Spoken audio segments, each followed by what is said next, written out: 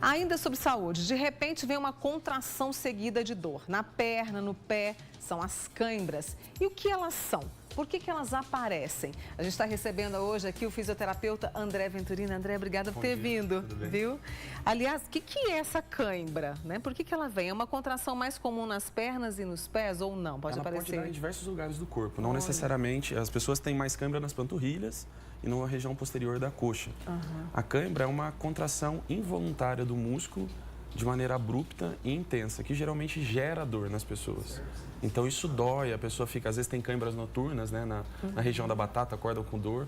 E nessa hora em si não tem muito o que fazer, não existe uma medida que o paciente, né, ou a pessoa que está com cãibra consiga. Basicamente é tentar relaxar e alongar aquela região para ela parar de doer e ter aquela contração exagerada. Por falar por exemplo, cãibra no pé, como é que a gente faz o alongamento? A gente puxa para o nosso dedos, lado? Né? Sempre assim, a cãibra tenta encurtar o músculo, é uma contração que tenta aproximar as duas partes do músculo, né? Se a gente usar o termo origem e inserção, né, do músculo sai de um lugar e vai para outro, a cãibra aproxima isso. O alongamento seria ao contrário, você tirar essa aproximação. Então, no caso dos pés, é puxar os dedos para cima, na panturrilha, puxar a ponta dos pés e segurar por alguns segundos, por volta de 30 segundos, que isso vai relaxar. Mas, geralmente, vem uma nova contração em sequência. A gente vai continuar aqui, mas eu quero fazer o seguinte adendo. Pode mandar sua mensagem para a gente pelo 99897.000. Você pode também fazer uma pergunta para o André Venturini, que está aqui com a gente hoje. Agora, o que causa? Né? Então, existem diversas teorias. Basicamente, assim, trazendo mais para a minha realidade, para a parte do esporte, quadros de desidratação, onde a gente tem algumas substâncias, né, alguns componentes circulando no nosso organismo para nutrir o músculo, por exemplo, como sódio, potássio, cálcio, eles ajudam a regular a contração muscular. Então, o nosso músculo precisa de uma quantidade circulante desses nutrientes para ter a contração perfeita. Aí a pessoa vai correr uma maratona, tá quente demais, ela começa a transpirar. Às vezes a ponto da roupa fica branca, né? Fica com o que é de sal que sai pelo poro, né? E nisso há um desbalanço e o músculo começa a não encontrar as situações necessárias básicas para ele manter a contração dele, qual está sendo exigida.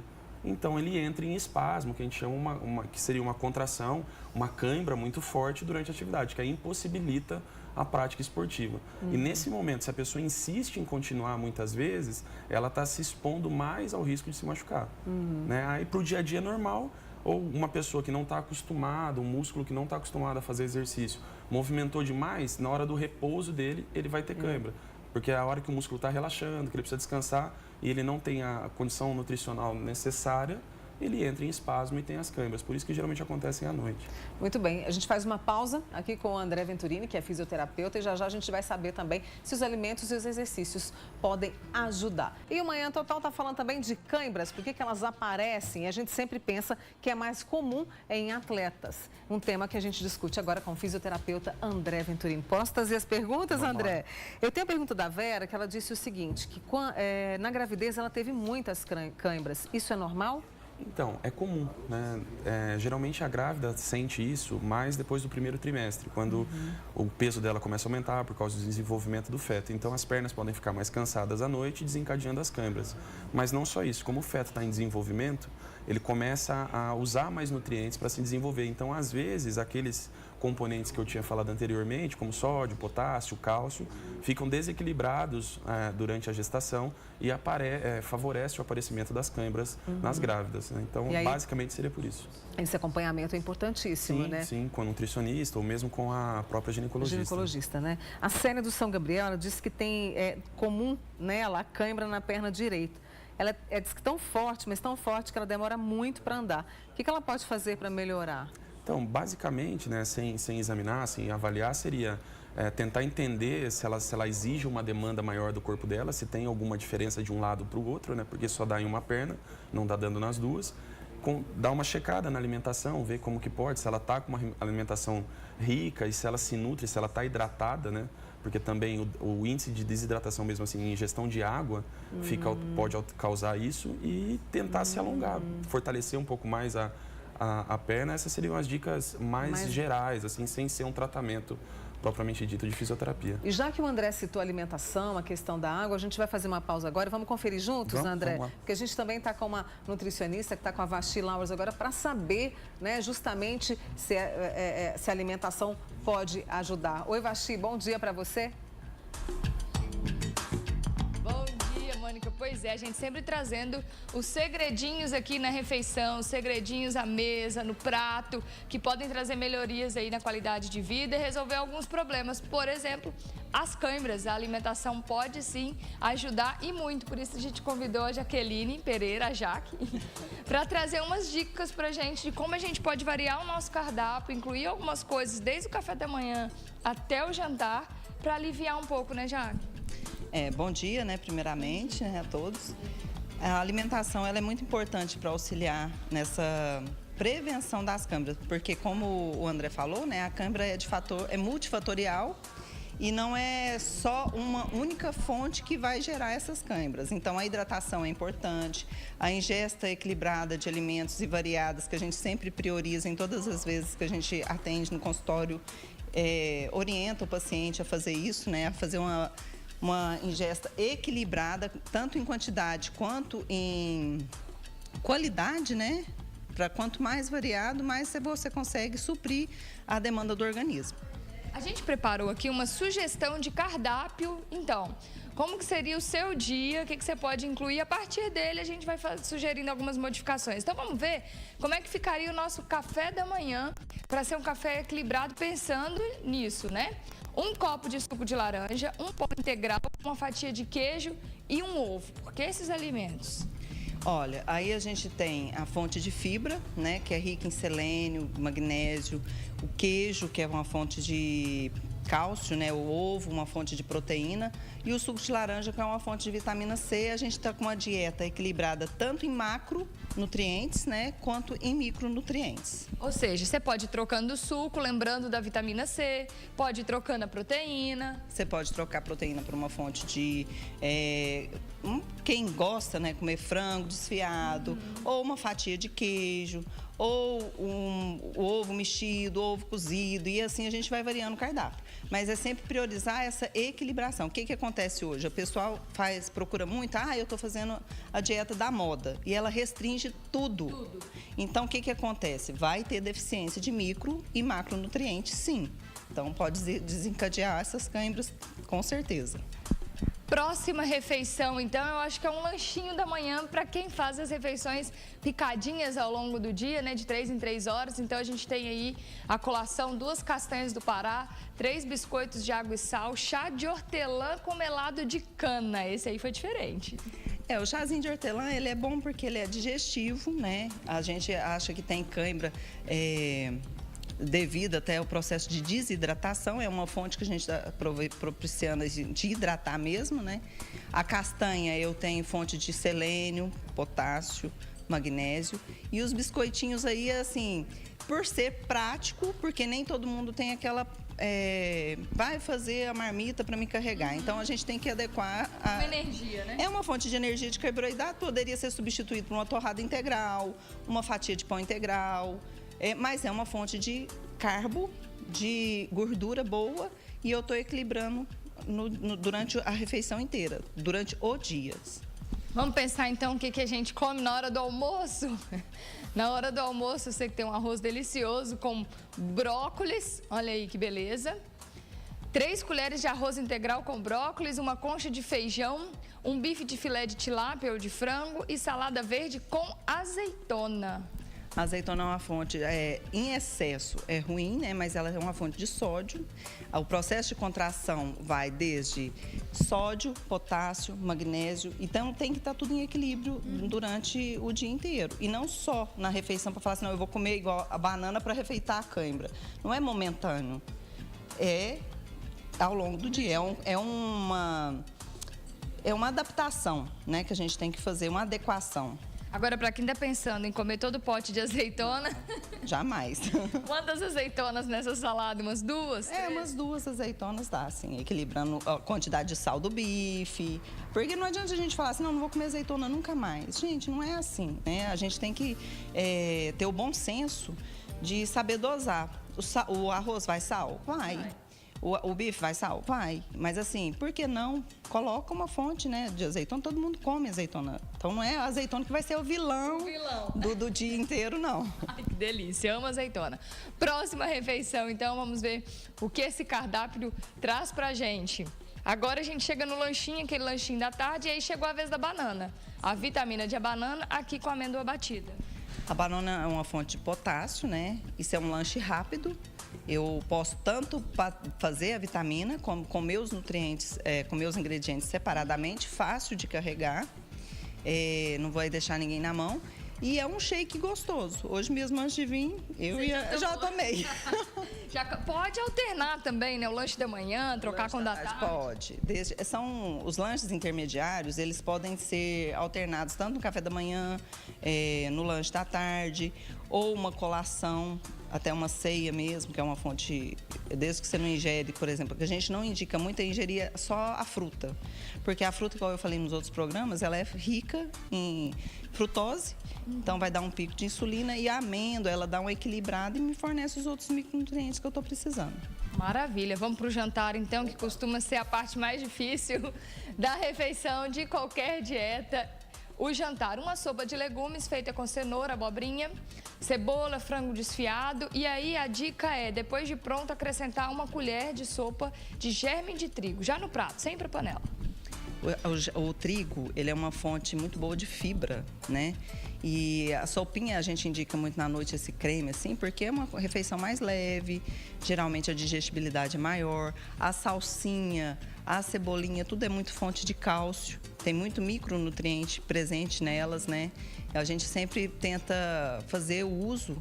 Capricha no tempero. No tempero natural, vai dar sabor, não vai sobrecarregar o sódio, né, do alimento, e a gente pode conseguir equilibrar o trigo ou a cevada ou uma sementinha de amaranto, quinoa. A gente pode estar substituindo também. Agora, por que não na panela? Por que jogar depois? É importante estar cru esse alimento? Na verdade, né, os alimentos, quando sofrem cocção, eles perdem parte dos nutrientes, né? E assim, quanto mais você preserva, melhor para a alimentação. Então, mais fonte de fibra eu tenho e mais benefícios eu vou estar trazendo. Então, se conseguir comer, perfeito. Para encerrar aquela colação antes de dormir, né? Aquela última refeiçãozinha para quem vai não dormir com a barriga roncando.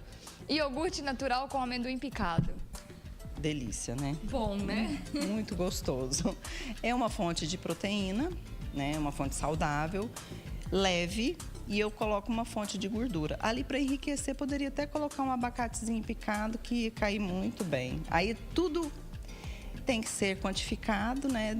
E equilibrado para cada pessoa, cada um individualmente, né? A gente pensar em outras coisas também, no peso. Em quantidade de teor de gordura durante o dia, se eu conseguir distribuir em todas as refeições. Um ótimo horário de pôr essas gorduras é no período da noite, que vai propiciar a produção de hormônio, né, durante a noite. É excelente. Maravilhoso. Mônica, tá vendo só? Cardápio simples, um cardápio completamente acessível que todo mundo pode fazer, incluindo aí alguns alimentos que são especiais quando a gente fala nesse assunto, quando fala nas terríveis câimbras. Pois é, eu adorei. Eu e o André, a gente está conferindo aqui, eu adorei esse cardápio, esse iogurte com amendoim, eu vou te contar, deu água na boca.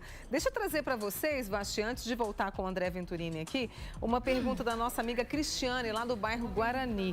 Ela disse que faz dieta, faz caminhada, até vou trazer isso para o André aqui também. E ela quer perguntar o seguinte, pode incluir leite com café, essa misturinha tão comum, ela pode incluir, Jaque? Tão comum, ela pode incluir, Jaque? Pode? E onde ela incluiria? Estaria lá no café da manhã mesmo? No café da manhã. O café, ele assim, é um termogênico, é uma fonte de energia. Tem as pessoas que são dependentes do café, não tem nada contra, não. Pode ser. O leite também. O leite é uma fonte de cálcio excelente, se a pessoa tolera bem, não tem nenhuma restrição contra o leite, pode tomar, com certeza. À noite também, no lugar do iogurte, pode ser alguma coisa com leite, misturando, lembrando sempre da gordura. O abacate com leite, pronto. Casamento perfeito. Maravilha, a gente queria pôr abacate, tá vendo? Dá para bater o abacate com leite, Mônica. Acabei de falar isso aqui também, viu, Vasti? Falamos juntas. Já já a gente volta com vocês duas aí. Deixa eu trazer o André Venturini, que é fisioterapeuta, com a gente aqui hoje. A Ana pergunta o seguinte, é comum cãibra no maxilar? Não, comum não é. Comum não é. Mas pode acontecer. Pode como acontecer. a gente estava falando, qualquer músculo ele pode ter essas contrações involuntárias dolorosas, né? Então, músculos que são hipersolicitados durante algum momento do dia ou durante alguma atividade pode sim acontecer, mas não é comum. A Raquel do Santa Mônica também está com a gente. Obrigada pelo elogio aqui, viu, Raquel? Ela disse o seguinte, por que ela tem cãibra nos dedos da mão quando dorme? A gente falou que na panturrilha sempre aparece, ela falou que na dela são os dedos da mão. Vamos lá, vou dar um exemplo até que acontece comigo, né? Eu que trabalho, a gente trabalha muito com as mãos, às vezes no final do dia eu tenho uma sensação de dor ou fadiga na musculatura dos dedos, que ficam entre os ossos da mão. Então, por a gente solicitar ou fazer muita força, ou que é quem escreve muito ou faz trabalhos manuais, às vezes sim, pode chegar à noite da mesma maneira com a panturrilha, na hora que o músculo relaxa, que ele vai descansar, que ele tem que baixar a atividade elétrica dele, por conta de um desbalanço ou descondicionamento da musculatura, entrar em cãibra. E é muito difícil alongar essa região. Pois é. Basicamente, a gente vai massagear, fazer uma massagem na região de maneira circular, para tentar desativar o músculo ou tentar diminuir a atividade elétrica local dele e tentar dar um conforto, mas é comum, sim, e eu também passo por isso às vezes, né, por trabalhar bastante com as mãos. E respira também para poder aguentar. A Geralda diz que tem um tipo de cãibra diferente, aparece muito nas coxas, é uma dor imensa. A dor sempre vai ser subjetiva, né? Tem gente que tem a dor na panturrilha e fala que é a maior dor da vida durante a contração, e a coxa, como da mesma maneira da panturrilha, também por alguma hipersolicitação dela ou fraqueza da musculatura mesmo, né? Que quanto mais condicionado o músculo está e mais nutrida, mais hidratada a pessoa, menor a chance de ter cãibra. Então, para ela também vale a mesma orientação. Se ela conseguir melhorar o condicionamento físico dela das pernas, força, resistência, tudo, e estiver bem hidratada, bem nutrida, a tendência é diminuir o aparecimento desses episódios de cãibra. Caminhada pode ajudar? Pô, é uma forma de exercício físico para condicionamento. Caminhada, bicicleta ergométrica ou até mesmo exercícios de musculação, os treinos funcionais que hoje estão em alta. É verdade. Não tem problema. Vamos associar um pouquinho a isso que o André falou aqui com a gente, dos exercícios, porque a Jaqueline, além de nutricionista, também é profissional da área de educação física. A gente está com uma equipe multidisciplinar aqui hoje. Aí eu volto com a Vasti. Vasti? Pois é, Mônica, ela é educadora física, um combo completo aqui. E aí ela vai ensinar pra gente alguns alongamentos, porque o alongamento também é muito importante. Ela trouxe a Andressa para simular aqui, para mostrar pra gente, exemplificar, para ficar bem claro para quem tá em casa entender. Coisas simples que a gente faz ao acordar, ao longo do dia. Eu vou passar alguns alongamentos, que acomete mais é a cadeia posterior, né, da perna. Então, é o alongamento que a pessoa faz sozinha, né, tentando aproximar as mãos no chão, tentando encostar ao máximo, né? Respeitando o limite do corpo. Eu alongo a parte posterior todinha, inclusive a panturrilha, que é onde o pessoal mais reclama que está acontecendo. Por exemplo, está no Parque CBA, aconteceu algum problema, está fazendo a caminhada, aqueles alongamentos que fazem apoiando, quando a pessoa apoia assim, ó, traz o tronco para frente, ela está alongando a panturrilha também. Então, o posterior, o quadríceps, para alongar o quadríceps, ela pode estar em pé, apoiar e puxar a perna, alongando o quadríceps. A gente faz isso no momento de dor, no momento da cãibra ou antes? A cãibra, o que acontece? Ela está com o músculo contraído. Então, a gente tenta dar um estímulo contrário para tentar aliviar. Só que esse estímulo ele não pode ser muito intenso, porque eu posso ter até um estiramento. Então, assim, o ideal é fazer um alongamento e ir forçando aos pouquinhos, só que não é só momentâneo, isso tem que virar uma prática diária para tentar evitar que isso reaconteça diário. Ou seja, esse serve para prevenção, mas também serve para um pouco do alívio na hora. Isso, exatamente. E compressa de água morna para aliviar, para esse músculo soltar. Massagem para levar mais, para irrigar a musculatura, chegando mais eletrólitos, chegando mais nutrientes para tentar minimizar o desconforto. Ok, então falamos da panturrilha e da perna, né? Mão também, né? A pessoa digita muito, tem muita cãibra. Ela alonga, vira também, Andressa, está alongando os extensores. palmares, ó. Faz alongamento da cadeia do braço inteirinho. Isso assim, Quanto a gente puxa? Como é que a gente sabe quando tá doendo? Contraído, todo estímulo que você der vai gerar dor. Então, você tenta puxar no limite da sua dor, porque é subjetivo, cada um, né? Como o André mesmo falou, cada um tem uma tolerância à dor e tenta segurar nos 30, 40 segundos ali assim e vai repetindo novamente. Quantas repetições a gente pode fazer? Enquanto durar? No momento. Na dor, você tenta fazer 30, solta, faz 30 novamente, tenta fazer massagem circulante no local, que vai ajudar, né, a irrigar e a diminuir essa tensão que está ali. E se tiver condição de fazer até uma compressa, seria ideal. É bom também. Muito bom. E para prevenir, pode ir fazendo ao longo do dia. Por exemplo, quem digita muito, é bom que faça repetidas vezes. Exatamente. Deu umas 2 horas, 3 horas de digitação, faz um alongamento nos extensores, palmares e vai... Porque a cãibra é vários fatores que vão causar. Então, assim, se for igual na gestação, né? Tem as cãibras da gestação, né? Tá aqui. Ainda não tem, não. Mas no final, bem no final. Mas, assim, tentar evitar, minimizar com alimentação, hidratação. Quem usa muito diurético, está comprometido, é uma pessoa que tem mais predisposição a ter cãibra, porque geralmente eles expoliam potássio. Então, tem que ver com o médico que se vai repor, se não vai repor, em suplementação ou em alimentação. A Andressa mostrou pra gente aquele alongamento em pé, mas tem gente que não tem essa flexibilidade a princípio, né? Então, a gente pode fazer sentado. Tem um modo mais simples, né? Coitada. Tenta puxar, do mesmo jeito que você puxou em pé, puxar. Aí cada um tem um limite. É a mesma coisa. É a mesma coisa, só que cada um tem uma facilidade e tem um limite, né? Cada um tolera mais ou tem mais flexibilidade. Vai chegar a mão só até o joelho. O alongamento é a prática, né? Quanto mais eu pratico, mais flexível eu me torno. E aí então, você vai fazendo e treinando. Isso. Maravilha. Tá aí, gente. Exercício, então, alongamento pode ser muito útil, pode ajudar. Alimentação, um alongamento e assim hidratação, né? É muito importante. Assim a gente vai melhorando, Mônica. Com certeza, a gente vai evitar essa dor chatinha, né? Obrigada, Vasti. Obrigada, Jaque. Um beijo para você e para a Andressa também. Deixa eu voltar com o André Venturini, que é fisioterapeuta, está com a gente acompanhando tudo, né, André?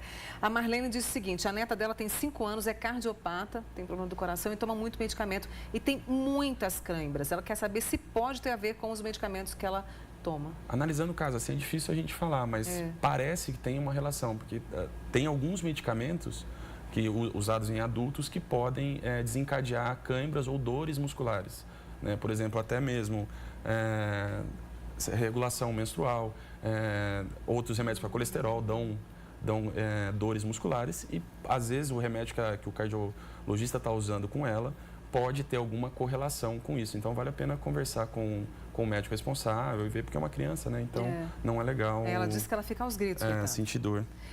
A nossa amiga quer saber, cãibra aqui nessa região, na região abdômen, costas. Abdômen, costas, é normal? Acontece. Às vezes, por exemplo, né? Por hipersolicitação da musculatura respiratória, de ficar dilatando o tórax toda vez para puxar ar durante uma atividade física ou no dia a dia, é comum sim aparecer. E tentar se alongar. É cada vez mais difícil esses lugares, para você se esticar, conseguir realmente alongar, como foi mostrado em alguns outros músculos. A panturrilha é muito mais fácil. Mas aqui é tentar. Ela vai estar encolhida, ela ir para o outro lado e tentar se alongar, segurar. Pedir ajuda para alguém também, porque não tem muito o que fazer, é esperar passar. Agora, a gente hoje vive um tipo de realidade. Estamos sempre com o tablet, o celular, as mãos, conectamos, digitamos demais. Cãibra aqui tem sido cada vez mais comum. Sim, isso a gente acaba já pegar, isso a gente já pegou na clínica até de jovens por conta de videogame, muita utilização da musculatura do polegar, mas e também executivos que trabalham no trânsito, digitando, respondendo e-mail. Antigamente a gente sentava num computador e digitava. Hoje se redige textos gigantescos no celular. Até então, pela questão de estar momentâneo, não perder aquele lance, né? E tudo. Então, utiliza demais. E sim, a musculatura da mão pode travar e assim, evoluir até para tendinites, né? As lesões por sobrecarga. Não, aí já passa um pouco de uma condição assim, que a gente pode ser aceitável, que seria uma cãibra por descondicionamento ou hipersolicitação, e aí vira uma patologia mais para frente que precisa ser tratada. A gente pega alguns casos de tendinite nas mãos por conta desse uso excessivo. A gente tem uma amiga aqui, ela não colocou o nome dela, e ela falou o seguinte, que ela tem muita cãibra nas pernas, né? E ela percebe isso muito à noite. E qual o exercício para ela? Ela é uma senhora. Então, como já foi mostrado até pela Jaque, os exercícios de alongamento de maneira religiosa, né? Ela colocar isso frequente para melhorar a flexibilidade do músculo e melhorar a capacidade de contração desse músculo, vai ajudar. E exercícios simples de fortalecimento, como ficar na ponta dos pés e voltar, né? Como se fosse fazer um exercício de panturrilha, ela pode apoiar numa parede, ficar na ponta dos pés, que isso já vai ser um fortalecimento com o próprio peso do corpo dela. E tentar se condicionar, porque partindo do pressuposto que a alimentação dela é boa, que ela está hidratada, que ela não tem nada de errado, né, com a ingestão de alimentos dela, é só melhorar a capacidade de exercício dela. Então, até uma caminhada mesmo vai ajudar, desde que não demais. Um exercício na bicicleta ergométrica seriam algumas opções. E esse alongamento, a gente estava, a Jaque até mostrou aquele exercício que a gente faz assim, das né? mãos, que é uma ginástica, que é a ginástica laboral e que é importante. A gente parece que não tem disciplina, parece não, nós não temos disciplina para poder seguir essas orientações. O problema é que nem quando as pessoas falam assim, quando nos procuram por causa de cãibra, é um tratamento. A gente vai prescrever exercício supervisionado, promover algum recurso de fisioterapia para tentar aliviar isso, porque ninguém chega na clínica com a cãibra. Ele vem reportando um fato que acontece, né? E a gente tenta prescrever ou mudar hábitos para essa pessoa, falar, você tem que fazer isso. Mas cabe muito mais a ela do que propriamente ao terapeuta nesse ponto. E o que a gente vê é que o brasileiro gosta da terapia passiva, quando assim, eu delego a outra pessoa a função da minha melhora, né? Então, a gente fica de mãos atadas muitas vezes. A pessoa precisa ter disciplina, precisa ter força de vontade para sair desse quadro que ela se encontra. Tem uma pessoa que fez uma pergunta muito interessante aqui agora, olha. Mônica, pergunta para o André, o nome dele é Felipe, sobre cãibras dentro da água. Como é que a gente procede quando a cãibra vem dentro da água? Então, essa é talvez das situações esportivas, uma das mais preocupantes, né? Porque vamos imaginar em natação em águas abertas, que a pessoa está no mar, se ela tem uma cãibra, ela pode se afogar. Exato. Né? Porque ela não consegue continuar a atividade dela. Então, tem que tentar se alongar dentro da água, né? É difícil, porque você vai ter que conseguir boiar e ainda se alongar. Quando se fala em piscina, é muito mais fácil. Vai para a borda ou para a raia, segura e tenta se alongar, principalmente se for cãibra na região das pernas. Mas pensando já em como aqui está crescendo muito a questão de triatlon, que as pessoas estão nadando em represa, estão nadando em lagos ou até mesmo no mar, tem que ficar muito esperto com isso, porque você não vai ter onde se apoiar. Né? E vai, cada vez mais, se a cãibra aparecer, não vai conseguir voltar a nadar da mesma maneira de antes, vai ter que adaptar o nado, mas não temos muito o que fazer na água, é condicionar o músculo fora dela para ela não ter problema dentro da água. Nossa, sério mesmo. A Márcia de Veríssimo, ela tem 43 anos e só tinha cãibra quando estava grávida, né, que você falou pra gente. Agora, de um certo tempo para cá, estou tendo isso direto. Ela está com 43 anos, pode ter alguma coisa relativa à idade? Eu creio que não só quanto a idade, é difícil falar, mas vale a pena analisar a rotina dela, ver se não houve uma mudança. Como a gente falou aqui, de aumento de atividade física, ou aumento de hábito diário dela, por exemplo, passou a ficar mais tempo em pé, coisa que ela não ficava antes, ou passou a subir mais degrau, coisa que ela não fazia comumente, e ela tentar correlacionar isso, porque como ficou muito longo período sem ter, né, que ela falou foi só na gravidez e agora voltou, possivelmente tem alguma relação com o descondicionamento físico dela ou aumento da demanda física. Muita gente fazendo pergunta para o André, agradecendo a você. Deixa eu trazer da Elisa.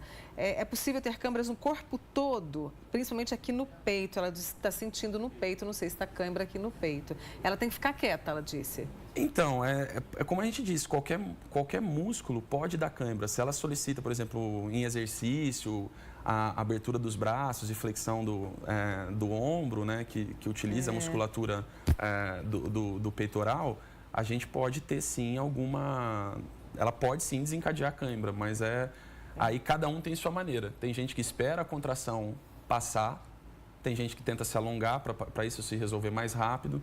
Então, se ela falou que ela prefere ficar quieta, é o que ela achou, mas a ideia, sempre a gente vai repetir, é tentar entender o porquê que está acontecendo. Será que ela usou demais aquele músculo? Qual a atividade física do dia a dia dela, o movimento que ela faz que hiper solicitou aquele músculo, para tentar corrigir. Prevenção sempre para a câimbra, né? Tem... Que é essa questão da... E chegar aqui e falar que a gente tem uma fórmula mágica para a pessoa não ter câimbra é difícil, né? Principalmente nas situações que a gente comentou com o pessoal aqui que gosta de pedalar muito, sair logo cedo para pedalar e fazer uma trilha no Bom Jardim, alguma coisa, e vai ficar horas pedalando. Às vezes, se não está condicionado, não se alimentou bem, vai sair para pedalar de manhã, mas vai pegar o sol do meio-dia, vai pegar a maior parte do calor. Tem que estar tomando uma solução isotônica, já com alguns nutrientes a mais para aguentar, porque senão vai realmente sentir câimbra ou durante a atividade ou imediatamente no repouso. Muito bem, são dicas, são conselhos que a gente trouxe para você sobre câimbras, agradecendo ao André Viquerini, que é fisioterapeuta. Obrigada, viu? Obrigadão. Boa semana, abraço na família. Valeu, Volte obrigado. sempre aqui. E agradecendo a você também, que sempre participa conosco e tem acesso aos profissionais especialistas aqui conosco. Obrigada, viu?